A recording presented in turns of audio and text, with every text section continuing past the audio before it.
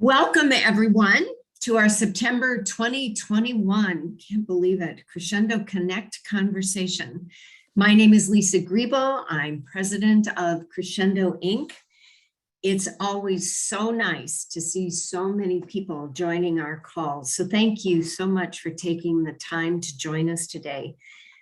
Before we begin, I always like to set the context for our Crescendo Connect Conversations. The purpose of these conversations is to provide you with an opportunity to learn more about how practitioners are building emotional intelligence into their practices. Today, it's my pleasure to welcome Michelle Kolling as our guest speaker. I've invited Michelle here to share her experience working as a coach and as an end-of-life doula. Specifically, I've asked her to talk about attachments and their impact on our identities. And while Michelle is not officially one of our certified EI practitioners, and she will not be making the explicit connections to emotional intelligence, the content that she's presenting today is solidly grounded in emotional intelligence. So as you listen to her presentation, I'm counting on you to identify specific connections to EI. But before we get started, I want to do a quick review of the EQI 2.0 model of emotional intelligence.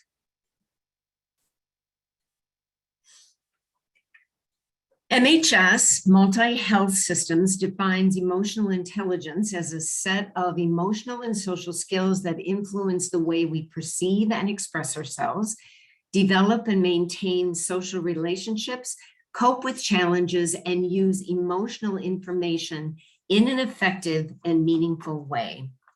What you see in the model is that emotional intelligence is at the core of the model, and it's surrounded by the 15 EI competencies or skills that serve really as the building blocks for further developing or enhancing our emotional and social functioning, our overall well-being, as well as our overall performance.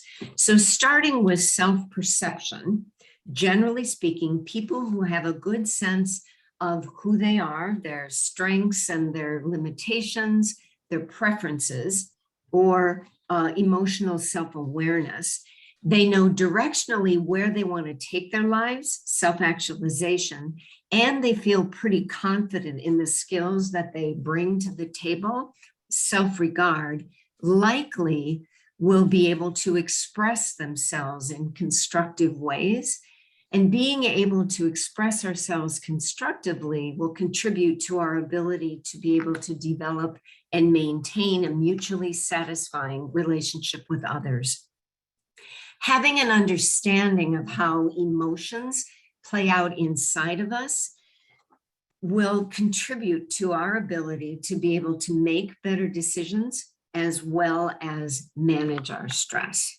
So with the EQI model as our backdrop, I am very pleased today to welcome and introduce Michelle Kolling as our presenter.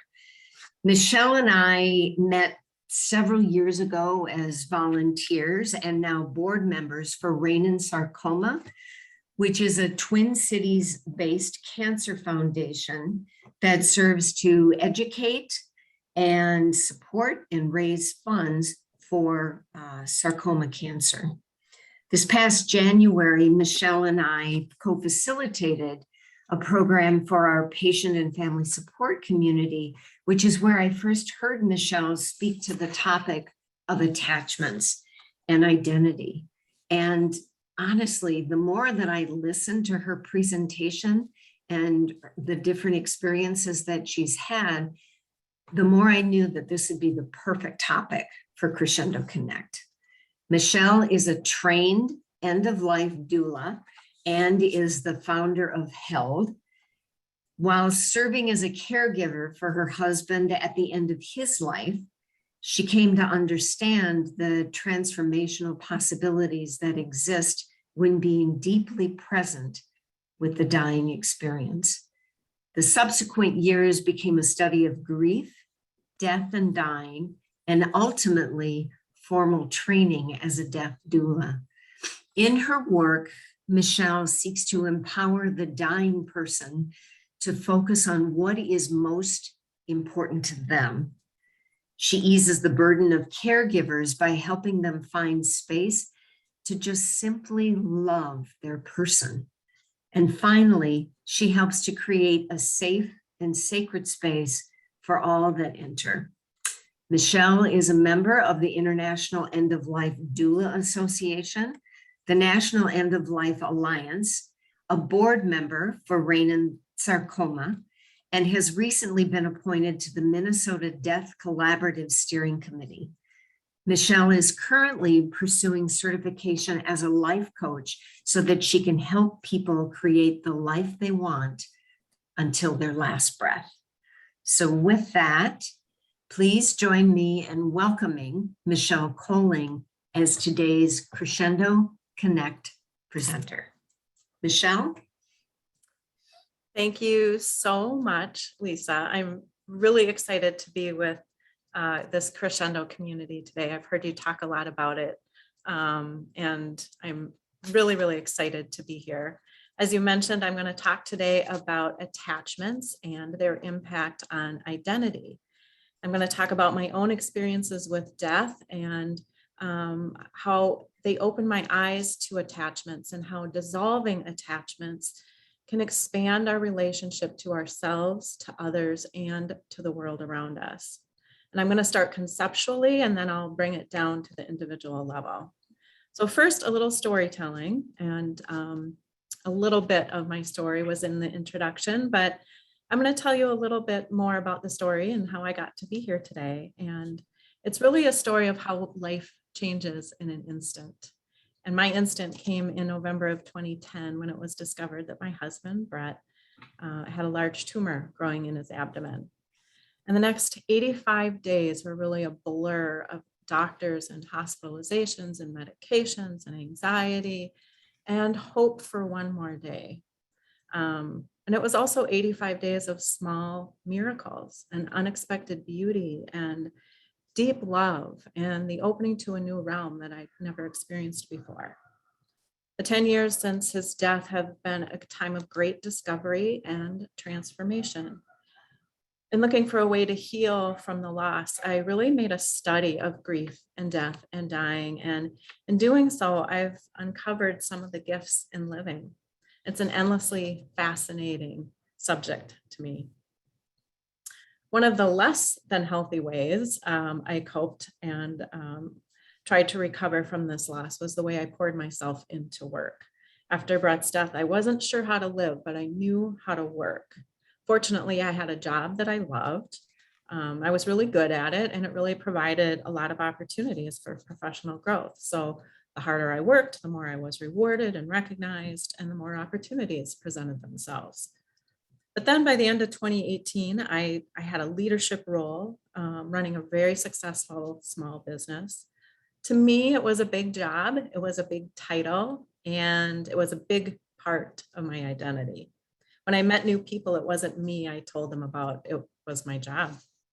And for 13 of the 14 years I was there, I really loved it. But in that last year, things just kept getting harder and harder. And for all my efforts to change it, I was really stuck. I felt lost, and honestly, I was really burned out. And there was this voice inside of me. I kept trying to ignore it, but this voice was saying, "You're going to die." I know that sounds dramatic. And I didn't know what that meant, if I was actually going to die or if it was some metaphor, but I knew at some point I had to start listening to that voice. And it wasn't the job that had to change, it was me that had to change. So I left that job. I had no plan. I didn't have enough money saved. I hadn't updated my resume in 14 years. I really had no idea who I was without this job, and I was scared to death. But I was also happy, and I was really excited, and I felt really free, and I hadn't felt like that ever in my life before.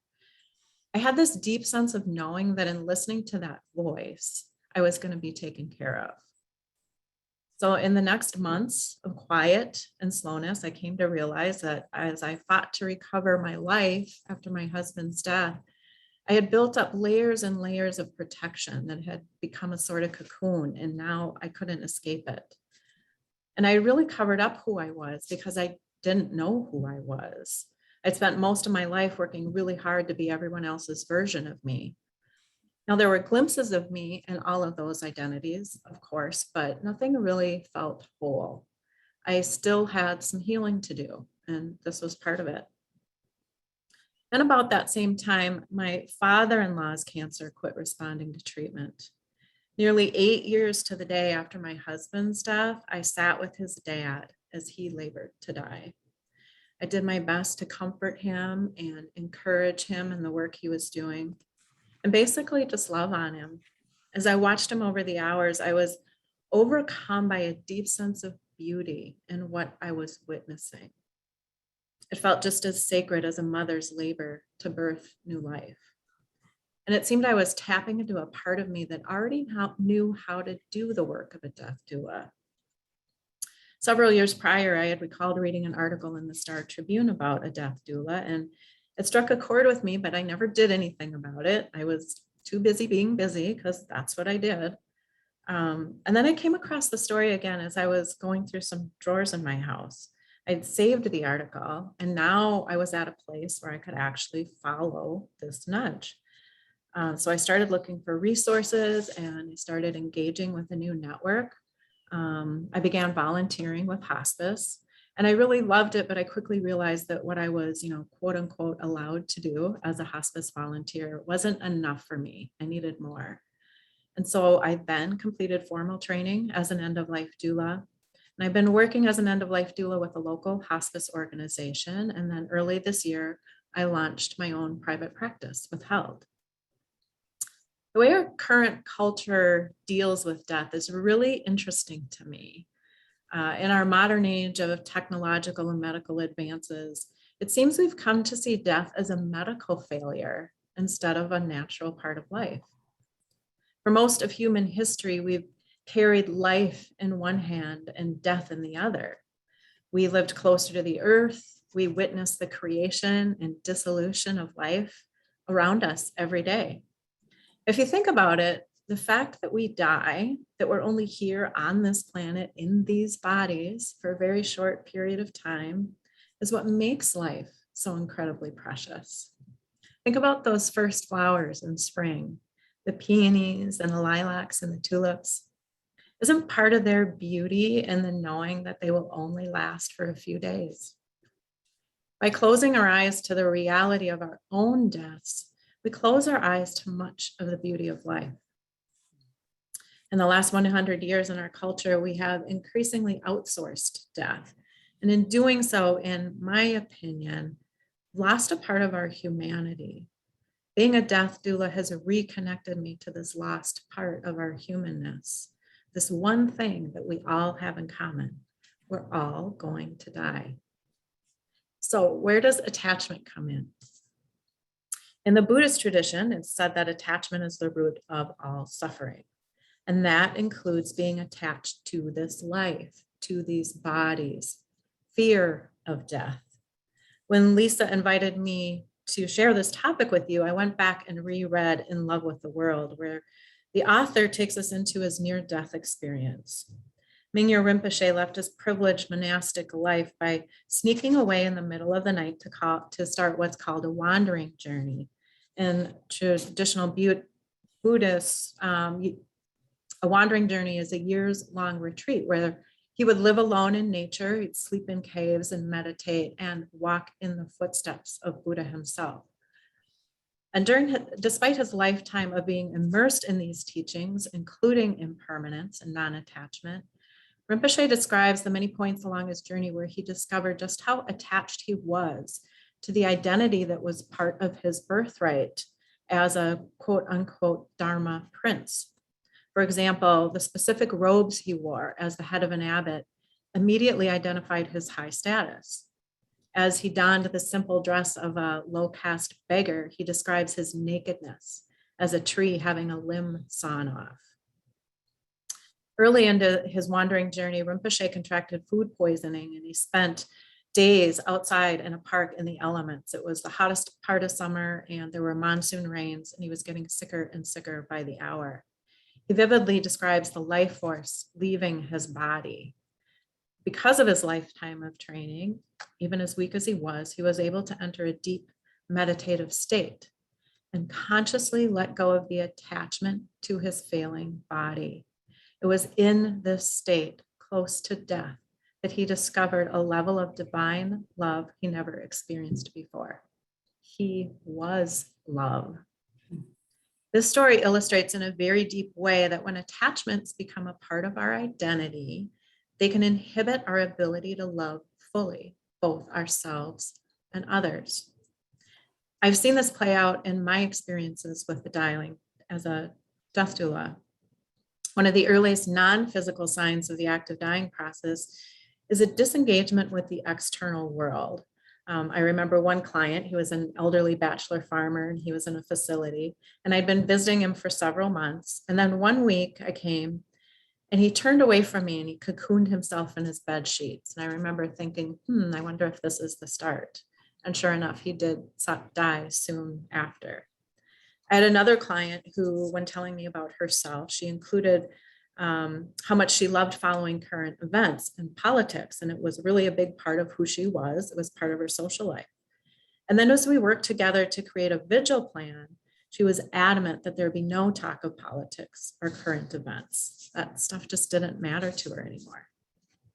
Another man, a husband and father of a young daughter, was very sad about having to sell his car. We spent an entire visit processing and frankly, mostly crying about how he had to give up this car, the nicest car he ever owned. This man had a somewhat difficult relationship with his parents, who never thought he was smart enough to amount to much in his life. In fact, he had accomplished a great deal. He earned a master's degree and he had a really good job. And being able to buy this car was a physical representation of his accomplishments. On the surface, he was able to acknowledge that selling the car was the best decision for his family, but letting go of it was causing him real suffering. This car was part of his identity. Then about a week before he died, I arrived to find him a completely different man. He made a point to bring up this car again, and he said, "I'm not sad about that anymore. I know now that none of that matters." I asked him what matters now. He said love. And we talked about the many times he had experienced great love in his life. It was really beautiful. So now let's shift gears. And I want to make this concept, seems like a big concept, I want to make it a little more tangible to us. As I said earlier, in the Buddhist tradition, it is said that attachment is the root of all suffering. In psychology, it's something that the mind, the ego, grabs onto. And we come to see the object of attachment, whether it be tangible or intangible, as having intrinsic value in itself, independent of our relationship to it. It's not the thing that causes suffering, it's the attachment to the thing. It becomes part of our identity. And it's a conditional relationship. If I have this, I'm happy. If I don't have this, I'm unhappy. Let me give you an example, a simple example of an attachment to a physical object. How about our cell phones? How attached are we all to our devices? How much of it is an extension of our identity? Do you know anyone who always has to have the latest, greatest, fanciest, newest device available? How about that person who's always tuned into their device, no matter who they're with or where they are? That's top of mind for them. What story do those behaviors tell? The object itself is just a collection of plastic and metal and wires and who knows what else. And when it's assembled in a very particular way, it's become an extension of our lives, an extension of us. Joshua Fields Milburn, one half of the Minimalists, recently wrote, "Replace the word attachments with clinging. That small change exposes the flaw, be it possessions or people or pride. Clinging is not healthy. Every attachment is a tether that restricts our freedom. We can't fully love when we're confined by attachment." So now I want to talk about examples of intangible attachments. More specifically, let's talk about labels. Labels that we give ourselves or labels that others gave us. Attachments to these labels and the story they tell may negatively and unconsciously limit us from experiencing life to the fullest. And it's not just the label, it's the story that accompanies it. It's not good, bad, right, or wrong. It's just the mind doing its job, assigning meaning to a label and creating a story. Is that story true? How many of you have initials after your names or professional titles? Educational and professional labels are achievements earned after a lot of hard work, and we have every right to be proud of those achievements. The initials themselves or the titles immediately tell a story. What the story is and the accuracy of it is up to individual perceptions. I'd love it if you could write down a few of the professional labels of achievement that you might carry with you. Let's start a list of labels and we'll keep coming back to it. So going in a different direction, let's talk about political labels. How about the labels Democrat and Republican, or liberal, conservative? How about religious labels, such as Christian, Muslim, Hindu, or Catholic?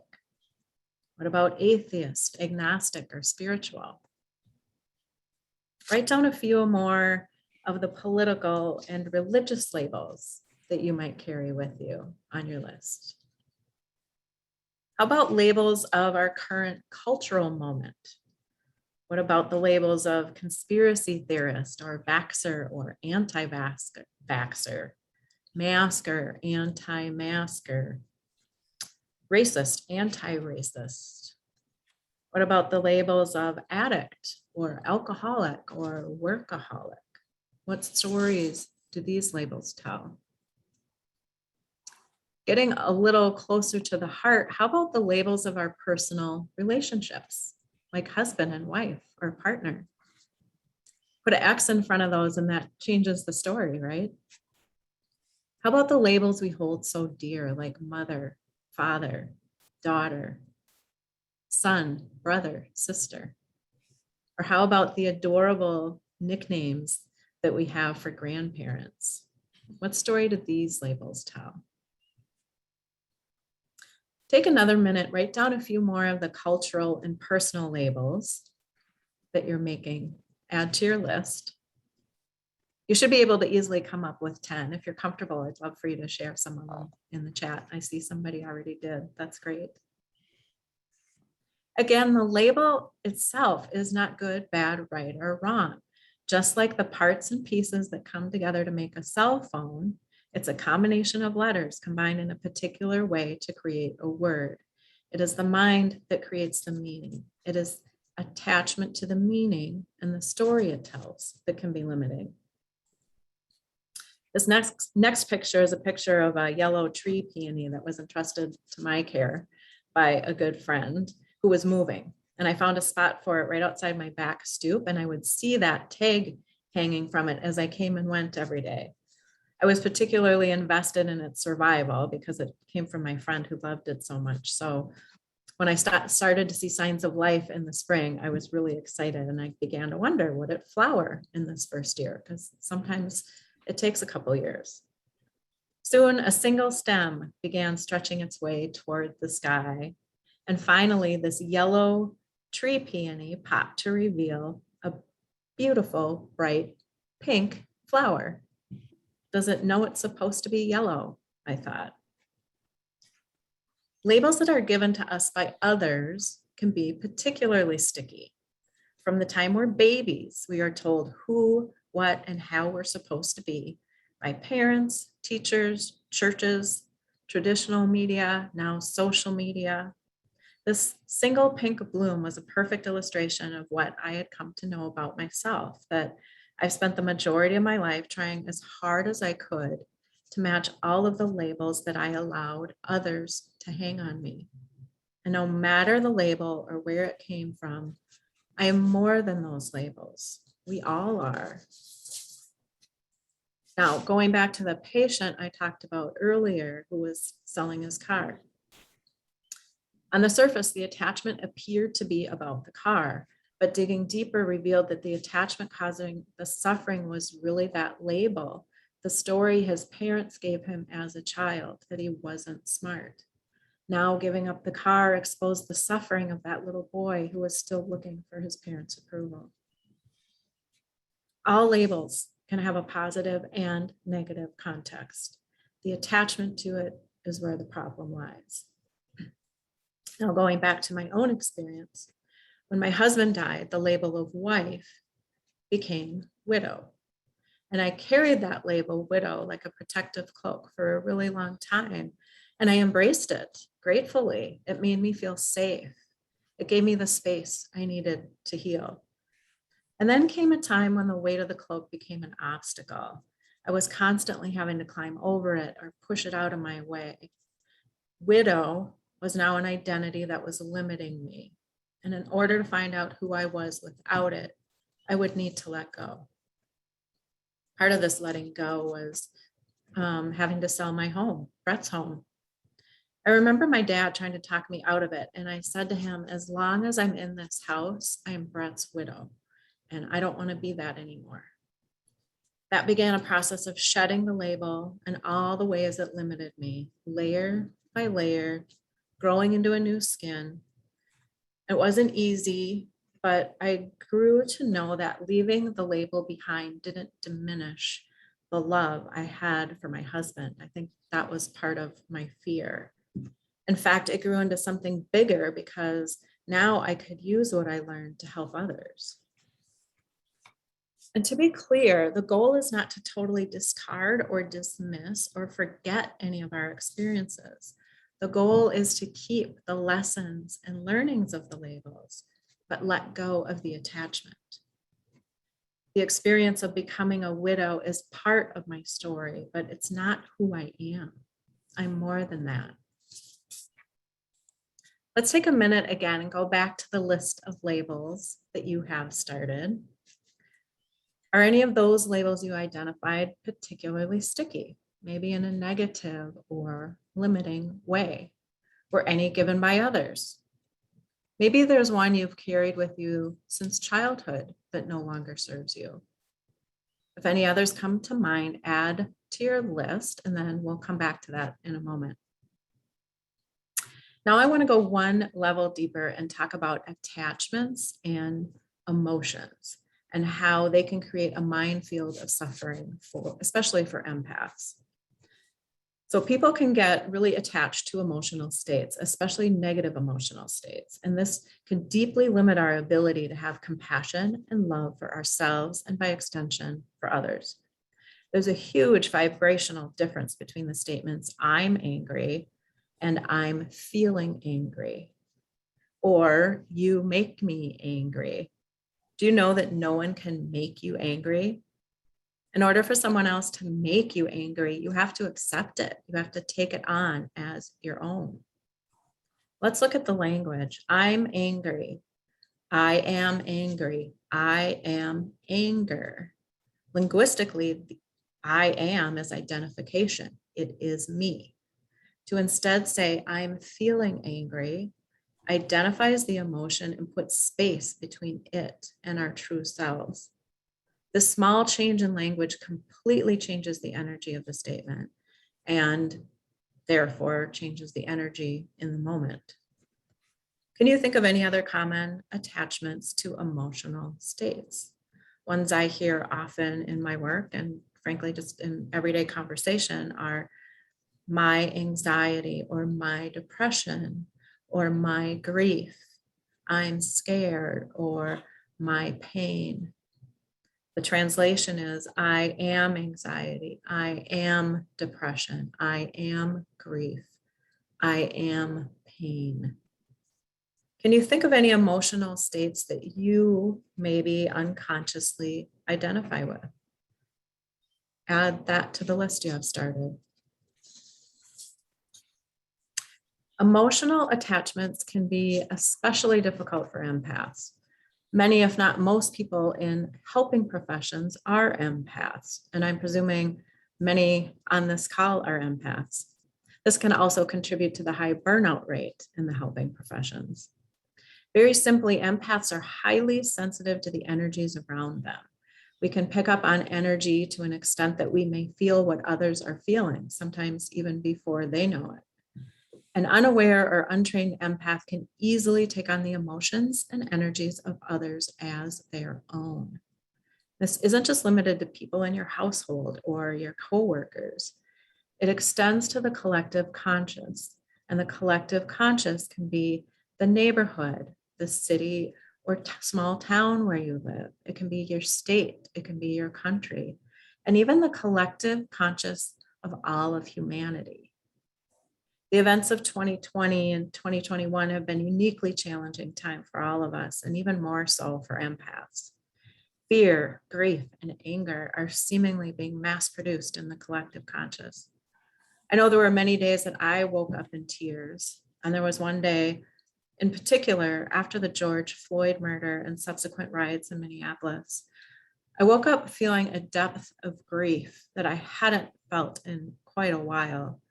It was really consuming, and I literally spent the day paralyzed in grief. It was really confusing because it didn't feel like it was mine, or at least mostly wasn't mine. 90% wasn't mine. It was coming from the collective, a city in scorching pain. And even though it largely wasn't mine, there was a part of me that identified with it as unresolved grief, and it needed expression. I love the city of Minneapolis. I was born and raised here. It's definitely a character in my life story, part of my identity. I had to spend some time working through all the complicated layers of emotions that were coming up. I had to grieve, and I know I'm not alone in this. It's a good time to say again that the object of the attachment is not inherently good, bad, right, or wrong. Those are judgments of the mind and ego that come along with the story that the attachment tells.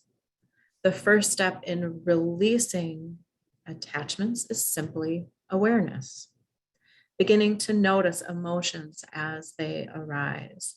Where are they being felt in the body? What is the story the mind creates about the emotion? When the story starts, can you catch it? Can you become aware of it? Take a deep breath and get curious. Ask where that story came from. What made you take it on as your own? And is it really yours? Or maybe it's bringing up an unhealed part of you. Becoming aware of the attachment is the beginning of letting go, and letting go is the opening to new possibilities and opportunities to love ourselves and others more deeply and unconditionally. So let's go back to that list that you've been building. Take a look at the list. Are any of these labels helping you or limiting you? I'd love to invite you to join me in a short guided visualization, and this is optional. You don't have to do it, of course, but if you feel comfortable, go ahead and close your eyes and take a deep breath. Feel yourself sitting up tall. Relax your face. Relax your shoulders. Maybe you feel your hands on your lap. Feel where your body is connecting to your chair. Now perhaps you can visualize one of those labels from your list that maybe feels less than positive. Where is it? Do you see it? Is it inside or outside your body? Is it attached to your body somewhere? How big is this label? Now, if it feels right, take another deep breath. Visualize what it would feel like to take that label off.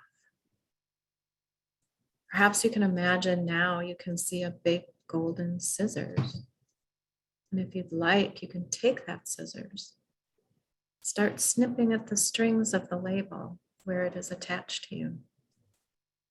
Is it possible to clip all of those strings? Or perhaps only a few, so its tether isn't quite so tight. Or perhaps the golden scissors can simply trim the edges of the label. And now it's a little bit smaller. Now, if you'd like, take another deep breath. Visualize the label softly falling away from you while keeping the lessons and learnings.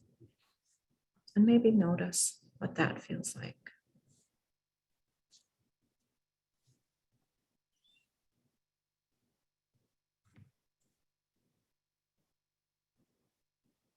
Feel free to take one more deep breath. And when you're ready, open your eyes and come back to the group. Welcome back. So my takeaways today are really pretty simple. Awareness, breath, and space. Bring that in when you notice labels or feel these emotions. Language. Start listening for I am, my, or mine. Change those words. It's really subtle, and you'll notice what a big difference it makes. Even as I was getting ready, I was thinking about, I have to put on my makeup. And then I said, I need to put on makeup. Just in those simple habit of getting rid of my, mine, and I am. It changes things.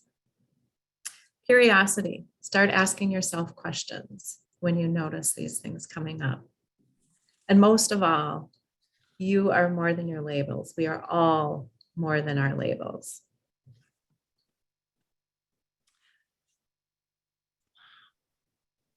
Well, thank you.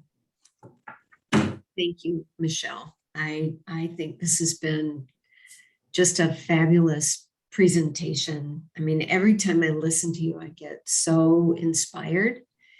And I think that we all, I've been reading the chats here, and I can tell that people really appreciate the experience that you shared with us, and these insights around the topics of attachments and labels and certainly identity. So I am going to open up the program now and invite EI practitioners to join the conversation.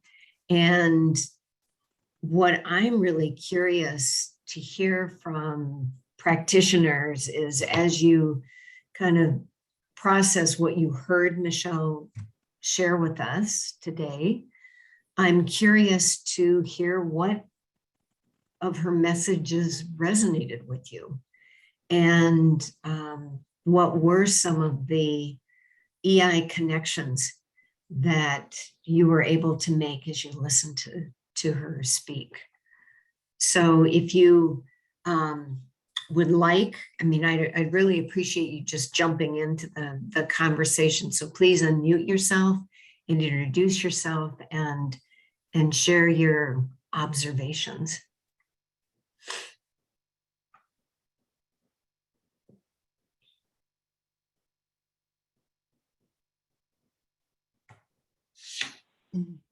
Hi, this is Kathy. Oh, it looked like Mary was going to talk. It's okay. So I'll go. This is Kathy Lester. Thank you so much, Michelle. Somebody wrote that they had goosebumps, and just the same. What an extraordinary story. So thank you so much for sharing of your heart. It's so endearing. On the labels, I mean, just this, with anything, it's easy to come up with the ones that, the first ones, but then just in really thinking more deeply, then you start to realize, oh, these are the labels I don't really want to acknowledge. So I think that your process was really helpful to go deeper. And that's where I felt like, okay, now we're talking, this last one that came up just through your guided meditation was really helpful, and it left me with, okay, that's where I can do some work And, you know, on the EQ area, the self-awareness, continuing to build self-awareness. And I'm sure there's something else there too, Lisa, but the self-awareness is really top of mind for me. Thank you. Thanks, Kathy. Mary, were you going to jump in? Yes, and I'm holding the polarities under the roof of my home as our neighbor has a chainsaw going, cutting down a tree, and I'm still savoring your visualization. So it's yeah, so there's that. But I was struck by again what's already been said around labels, and your early comment about how a label can protect us, and the notion for you around being a widow. Mm-hmm.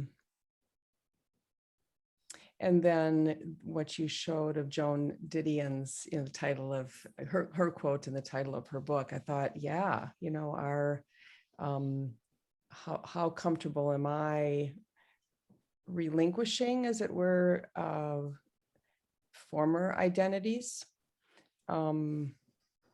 that don't have a very productive place in my psyche or in the practicalities of my life.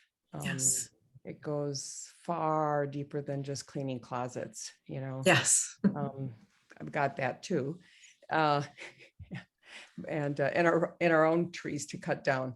But yeah, so that I'm sort of sitting with that, and I'm grateful, because I hadn't considered how some of these things apply to me. I think I assume that they're for the other person or for a client, it's like, no, what you got going on? So thank you. Yeah, and Mary, that's a really good point. It brought up something for me that I have learned in the last couple of years. And, we are all helping people. We're all, coaches or whatever we do are helping people. And we really can only help somebody else to the depth that we're willing to go ourselves, right? And so these things, and, in coaching programs, things always come up for us to look at. And it's layers. Mm-hmm. And you think you're peeling away a layer, and that's it. And that feels really good. And then pretty soon something else rises to the top, and our work is never done. We're human. It's part of our human work. Mm-hmm. Yeah. Thanks, Mary. Mm-hmm. Thank you.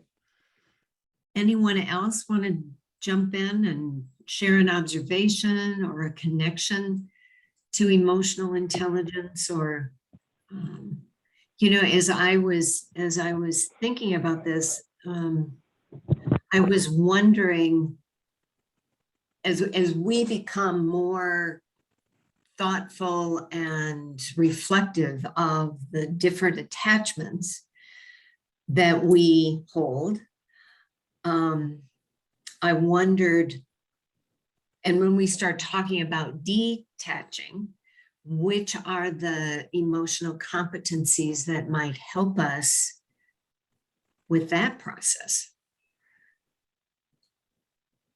Rochelle, were you wanting to jump in here? Yeah, so this is Rochelle, and I'm an internal coach. And one of the things that I was thinking about is that, we label this group the emerging leaders, which is fine. That it needs a title. The program needs a title. But I was thinking about being really careful how I'm labeling them when I'm working with them, because emerging leaders is a fantastic thing to say about somebody, but I can see where it could be limiting. There could be some pieces of that is actually negative, especially if you are going through some good self-awareness and maybe find out that you don't want to manage people, yet you're still in this program. And then what does that mean? So just I'm kind of sitting with that. Thank you, Michelle. I really hadn't thought about the labels that we put on other people or the programs that we develop. You know, it's an easy organizing process that we use when we attach labels to things. But that's interesting, emerging leaders. Got to give that one more thought. Other comments, reactions, response to this?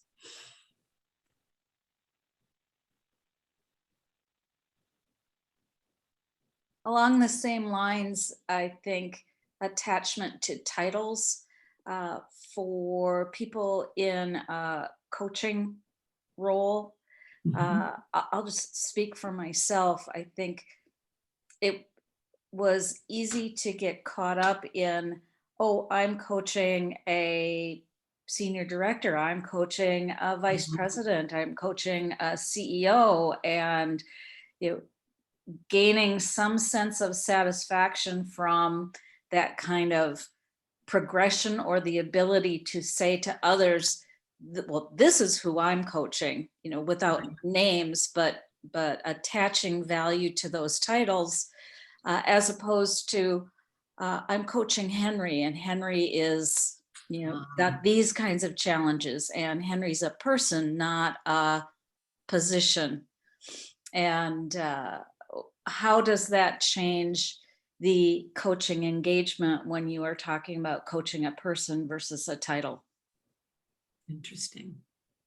That's really interesting too, Shelley. And as you were talking about that, something came to mind. I was working with somebody and she was talking about, wanting to grow her business, and elevate the types of people that she was working with. And she started talking about, I really need to get my MBA. And so we dug into that a little bit. And it turned out she wanted to get this MBA so she could have the initials. So then that gave her more cachet. Yeah. And it's like, okay, you're already a small business owner. You already have a family. And now you're going to put yourself through an MBA. And that's great. We got down, if this is really meaningful to you, and this is a real goal, go for it. But if it's to get those initials, to get you, is there other ways we can get those clients and not put you through that expense and energy? And that, not that it's not valuable, of course it's valuable, but going into it with intention, what is the real intention, is really important to dig into. Nice. Well, I want to be respectful of your time, so I am going to be ending the formal part of this conversation in just a few minutes here. But a couple things that I want to mention before we do. First of all, I want to thank Michelle for sharing her experience and insights regarding attachments and labels and connecting those to identity. I also just want to let you know that our next Crescendo Connect is going to be held in November, and we're making the connection between emotional intelligence and an organization this time called Experience Camps, which is really fascinating. We're in the process of I'm in the process of pulling together the next virtual certification here in November. As a reminder, for those of you that are making the EI connection in your practice and are willing to share it with our community, we want to hear from you. So please reach out to me directly and I can share with you what the process is. Thanks again to all of you for joining our program today. I'm going to send a follow-up email within the next day or two that has a link to this conversation. And I encourage you, if you're so inclined, to pass it on to other people. Michelle and I are going to stay on the line here for another few minutes. If you have some additional questions or comments, But thank you so much for joining us. And I look forward to having you connect with us in November. Bye for now. Thanks, everybody.